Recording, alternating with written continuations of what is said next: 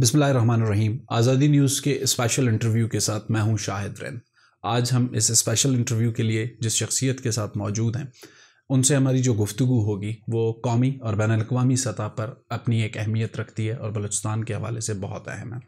हमारी कोशिश होगी कि इस इंटरव्यू को सिर्फ पाकिस्तान नहीं बल्कि बैनुल-अक़वामी व्यूअर्स के लिए भी बहुत अहम हो और इस पर हम बात करें। मुझे ये बताते हुए खुशी हो रही है कि मेरे सामने जो शख्सियत मौजूद हैं वो बलूचिस्तान के एक नौजवान ऑफिसर हैं, सन ऑफ सॉइल हैं। Balochistan board of investment and trade के चेयरमैन फरमान ज़रकून हमारे साथ हैं। अस्सलाम वालेकुम फरमान साहब, please tell us little how much it was difficult to take a responsibility of an organization which is not working effectively from its formation. So Brisbane Board of Investment and Trade was formed in year 2010. Back then, when Dr. Malik Saab was the chief minister. So it was after the 18th amendment, because most of the subjects, when they were devolved to the provinces, the need was felt at that time that for investors to come in those particular sectors, the provincial approvals, the provincial NOCs, the provincial regulatory mechanism, the provincial compliances are to be complied with, to followed. And for that purpose, the need was felt for an organization which can help investors or facilitate investors in dealing or tackling with all these regulatory mechanisms. That was the reason that this organization was formed. Before this 18th amendment, there used to be only one federal board of investment which used to deal with all the subjects. So after the formation of Brisbane Board of Investment, or the provincial IPA, this is called Investment Promotion Agency. Throughout the world is called IPA, Investment Promotion Agency. The main purpose was to promote the investment opportunities and potential that the province has, and to facilitate the investors who are coming into the province, specifically the sectors that are provincial subjects. Okay. So when this organization was formed, of course, or for any organization to start working and to grow or to become effective, it's an evolutionary process. It takes time to ensure that its mandate is, the given mandate is actually, effectively achieved, or the other to create a space in between all the other government departments and setups as well. So it took some time for the Brisbane Board of Investment to grow. It has already been, certain experiments were done that how it should be run in the most effective manner. It used to be an attached body under the finance department. Then it was finally in year 2018 it was formed as a company. The reason of forming it as a company in the company mode was so that it can run autonomously, in an autonomous manner, in very effectively. So right now it is running in the company mode, which is headed by the chief executive, which presently the assignment is with me. Yeah, so like I said, that was the evolutionary stage. So all these experiments happened, but the final shape that it has adopted is in the company mode, being run by the CEO. And the most interesting part, which it has its own board, which is headed by the Honorable Chief Minister himself. So that factor of being Chief Minister Saab himself being the chairman of that, it has added a lot of weightage into the organization, and it has added not only to the credibility of the organization, it has given that confidence and satisfaction to the private parties as well, that the organization that they are dealing with, through which their investment will be coming in, is looked after directly by the chief executive of the province. So that was a little background of the organization. Like you said, it of course was difficult. It was difficult.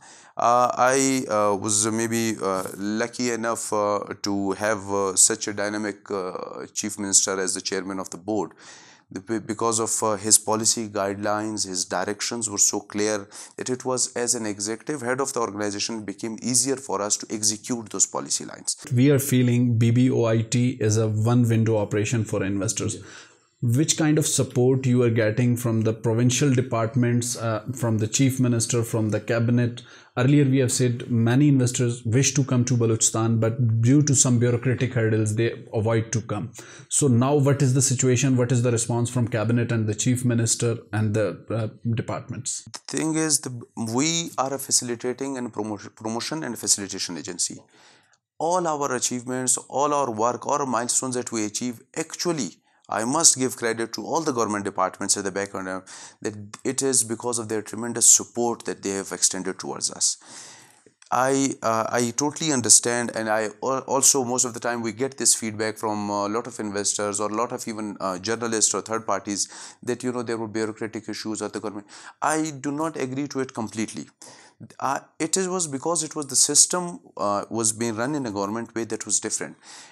Dealing with the private sector is more of a commercial aspect, so that part was lacking in the government setup, and people there, so this was this gap. It wasn't an intentional you heard So now you are bridging that gap. in fact, and on this bridging the gap, I'll tell you on the later part we are doing something as well. So we are basically now more of the commercial face of the government, who can actually understand the way, the feelings, or the issues that the private investors have.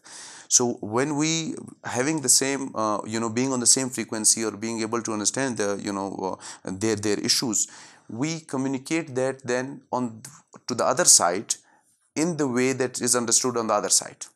After your takeover, we have seen some results on the side of investment, like webinars and other things you are doing. Earlier you did with Turkish delegation and then American. How much these webinars will be important to bring an investor in Balochistan just on through video calls? Shah Sahab, we as a marketing and a promotion agency, we have done multiple things. We started with the Balochistan investment guide. We did certain assessment of every sector, the potential it had. We projected that to the relevant quarters. We were aiming for an investment conference that got postponed because of the corona. So we opted, we became more innovative. We went with the technology, the trend that was there, and we started with the webinars. And the webinars we have done so far 3. With the Saudi Arabia, first it was the investors came to the Saudi embassy, the Pakistan embassy in Saudi Arabia. We gave a presentation to them. Second was with Turkey. It was over Zoom, attended by 40 companies. The last one was with USA, where we went live, digital broadcast. It was attended by more than 12,000 people. It has been proven to be very effective. This gave us an opportunity to put Balochistan, this potential that it has, right in front of the people across the countries. These 12,000 people were from different countries. What we have and what is it that we offer, and which sector are we ready there. So as a first step, I must say that we are more than happy with the response that we have received. Dr. Kaisar Bengali worked as a Chief Minister Policy Reforms Unit head, and he also worked on some research papers and some things. Do you think that was different? This is investment guide is different, or how much it will support you to bring an investor in Balochistan? Thank you very much for bringing this up. What Dr. Kaisar Saab was a fantastic job, but that was an economic study from the government perspective.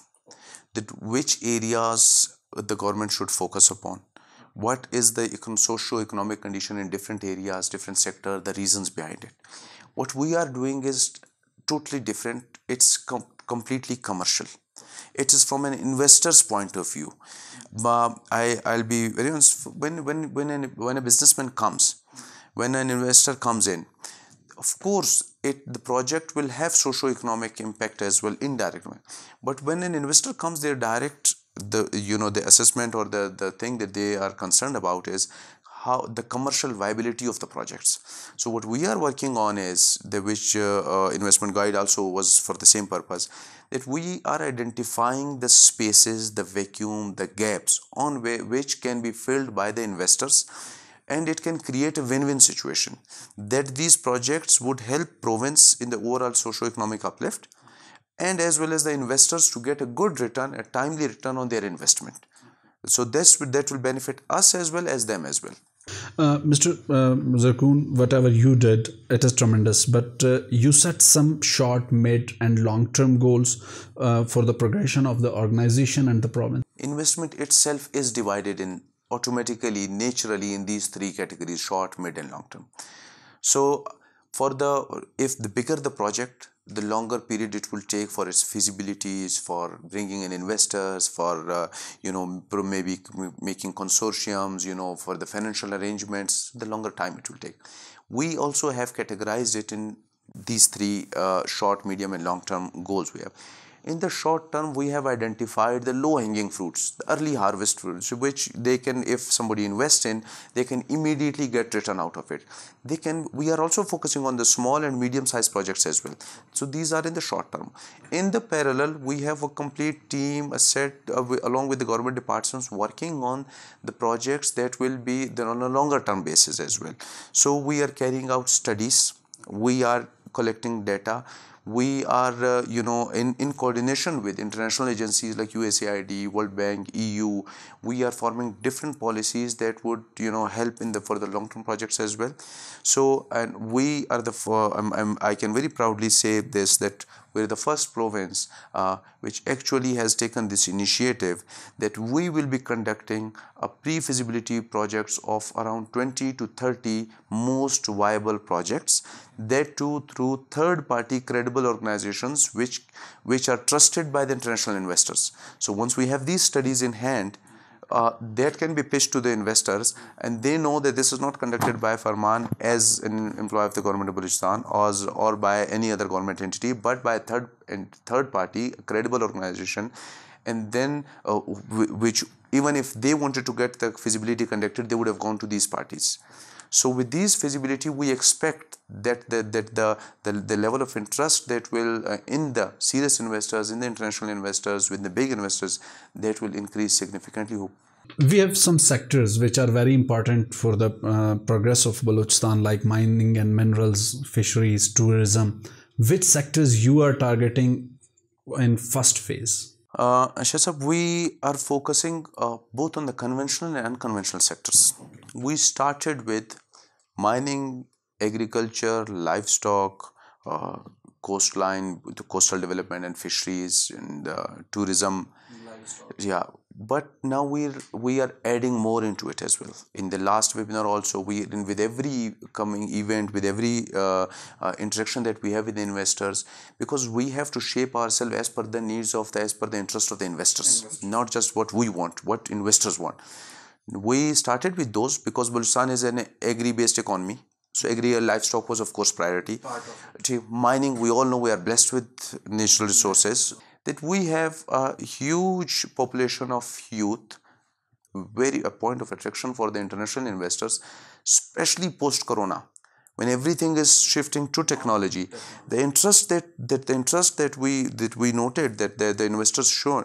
So we have added now IT as well in this potential area of investments. We are working. Even probably you would be surprised. We are even working now on the medical tourism, which has not been done in Pakistan. You elaborated a little what it is? Medical tourism is, we have a population of 30 lakh people, more than 30 lakh people in Quetta only, it's more than 3 million people. We have an influx of patient population coming in from Afghanistan for the medical treatments. They come all the way, they go to different hospitals. And we also, through Afghanistan, we are connected to the Central Asian countries as well. That's a huge population to tap on, and they all have purchasing power and spending power as well. If we come up with such tertiary care medical facilities, the people won't feel the need to travel abroad or to travel to other cities for these purposes. Now if a person goes from Quetta to Karachi even, or from Kandahar to Karachi even, the cost of traveling, the cost of accommodation that they have to pay, it kind of the end expenditure becomes double of the treatment. So if they have this facility available here, the same facility by the same people here on this of the same quality, imagine you get the same treatments at half the price of what you used to do. Why would an investor not be interested in such a project when you know that the target client is already there, the demand is already there, and you are offering them a product that is at half the price? So you can easily, so there's huge markets. We're working now. This will also help a lot in the overall provincial health facility, improving the health facilities, because once certain standards are set by the private sector, that would of course help. You described the health facilities with tertiary care hospitals and government. So we expect some private sector like big hospitals in Karachi and Islamabad, Shifa and Aga Khan, some type of this. We definitely are expecting. We already the current government had been in touch with them previously as well. That was in a different capacity. We are offering it in a different capacity. We are offering it as a pure investment commercial project. That for any investor to come in to have this facility, this huge potential is there. We have done that working for them. We will help them throughout the process to make sure that this investment becomes viable, they become successful. This project that will help them with the potential is right in front of them. They, like you said, we are bridging the gap. That's what we do. The demand, which is there, and the interest of the investors which is there, we just have to connect them and to help them throughout the process. That we'll do. It's not a question relates to your department but relates to your work. Balochistan is very much on a low numbers in the phase of legislation. How much difficulties for the you facing if you don't have the initial legislation for some sectors or some subjects? Although Jam Sahib is doing his best in this regard, every cabinet is trying to improve the legislation, but still we need some. So you facing some kind of hurdles in it? Honestly speaking, sometimes it's a blessing in a disguise, it can be called. With the do you know when the ease of doing business ranking, when it was done back in 2008 or 10 by the World Bank, so we were ranked pretty high in certain areas. Why? Because we did not had regulations or laws in those areas. What happens is when it's certain regulations or regulatory mechanism is not there, it eases the overall business environment. Okay, so what happens is you don't have to comply with so many stuff. And now, right now, we have got this opportunity because now we are ready for the investors to come in. The new legislations that are coming, they are completely pro-investors. So they are investment-friendly legislations. The legislations that were done in the past, they probably did not cater for the investors' needs to that extent. But because now investment or the investor is that it's the new thing there, which is everything is done according to the investment perspective. So the new legislations that are coming in, so even though we are late, but it's better that we were late because they are very innovative, the new legislation that are coming in, and they are pro-investment. Working for international and national investors, I've seen there is a lot of potential in Balochistan community of business community, but they are not investing like this to some extent what we need. They have money, but they have no idea for small medium industries. How you will boost the local investor to come in and pump in all this? A very relevant question, and I wanted you to really ask this one because I would like to use this platform to to address our local community investors. We know our people have got potential to invest. They have got the money. What is missing is certain technical set of skills, equipment or technology, which we call it, okay, and the direction that's in. So what we're doing is that knowledge, that skill, and that technology, we are connecting them to the advanced nations which already have flourished in these certain sectors, and through these connections, what is it? It's a win-win situation. Again, we are bridging that gap. So it's a win-win situation for international investor to have an experienced and financially sound local partner. So do you initially arranging any conference for local investors and SMEs? We had planned different road shows in which we were taking along representatives of business community as well. Due to COVID situation, these have been postponed for now. We are also for now what we are doing is we are also working on arranging sector or even certain industry specific interactions of our local investors with the potential foreign investor. For example, I would start with the coal and chromite, that is we are starting with. So we already have done the coal. They are doing very well in the Indonesia. They are doing very well in China as well. They are doing very well in the US as well.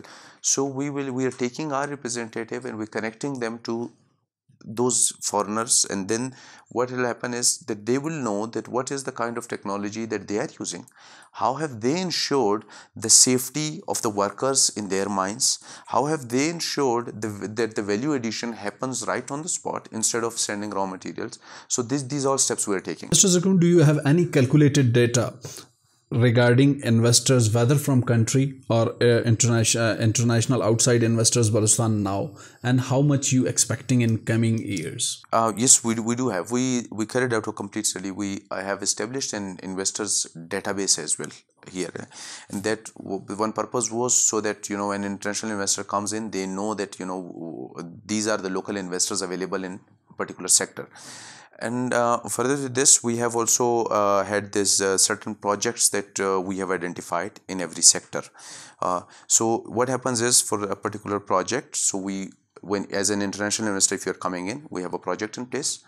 We have local potential private parties that you can come in JV with. They are also in place. It makes it very easy for them. You will be surprised to know we already have more than 40 international companies working in Balochistan currently. Okay. So that is a good number to start with, and in fact in Gwadar only we have more than 20 foreign companies already operational. So these are all very positive indications. They are very good initial these the steps that have been taken, and this helps us as an organization. When we give these data to other international investors, they know that okay, the things have changed, and on ground, if these investors are already there, it means there is this opportunity. Any success story you wish to elaborate us or wish to tell us after the formation of BBOIT and taking your lead? Any investor who started work and any success story? With the success, like I said, Bureau of Investment is a promotion and facilitation agency. End of the day, we pass on all the credit to the concerned departments. Okay. So we, as the overall projects, the successful projects in the province, recently the last year was inaugurated by the Honorable Chief Minister and the Prime Minister himself as well, was the 3000 megawatt coal power project at Habco. That was a new project. We have a DG Cement at Lasbila, a huge one at this. We already have we already had two huge MOUs, the two very big MOUs of like one was of almost $9 billion with the Saudi Aramco refinery, that they are in the phase of acquiring the land and all right now. These are very huge projects, and also we are working on multiple medium size and small size projects at the moment on the coastline. Some resorts they are they're coming in as a consortium, as a groups of the JV of the international and the local part investors. Certain projects that we cannot disclose at the moment because they're in the process. So would be violation of the intellectual property. Government is interested to do some PPP modes with international investors. That is in your knowledge or not? Government is very much interested in PPP because we have got land. We have got all these the issues that are there that we can help, that can be helped through the private investors. If they for example the mass transit system, if we call it the Quetta and all, the government seriousness can be assessed by the fact that we are revising our PPP law right now. We enacted our PPP Act in 2018. We are revising the whole law to make it more investor friendly, to make it more effective in a way by reducing the number of steps that are to be followed. And it has already been, if you probably recently saw just a couple of weeks ago, we also had a meeting with the Chief Minister and he has given his recommendations how to change it. So hopefully the Amendment Act will be enacted very soon as well. So, and our PPP Act, it covers almost every sector. So any sector that the investor wants to come in, we have a legal framework available for it, and we are ready to facilitate them to have successful projects in those sectors. Mr. Zarkoon, any message you wish to give your audience, your investors from the platform of us? To our people in Balochistan or to people in overall in Pakistan, I would say it's Balochistan, not just Gwadar is the gateway to the CPEC. It's the Balochistan. It's the future of this country. We all should play our role effectively in actually promoting the ground realities that are there. That things have changed. That this province is ready for the investors. It's ready for investment. We as Balochistan Board of Investment, we are ready to facilitate every kind of investment and investors. We should play our role effectively to ensure that this potential, we capitalize upon this potential. This will change the fate of not just our generations but our coming generations as well. Mr. Farman, thank you for your time you give us and respond our questions. नाज़रीन, फरमान ज़रकून साहब के साथ हमारा जो interview था और उसमें जो चीज़ें Balochistan board of investment and trade का जो किरदार है बलूचिस्तान में सरमायाकारी के हवाले से और जो उसका मुस्तकबिल था उसके हवाले से हमने बातचीत की।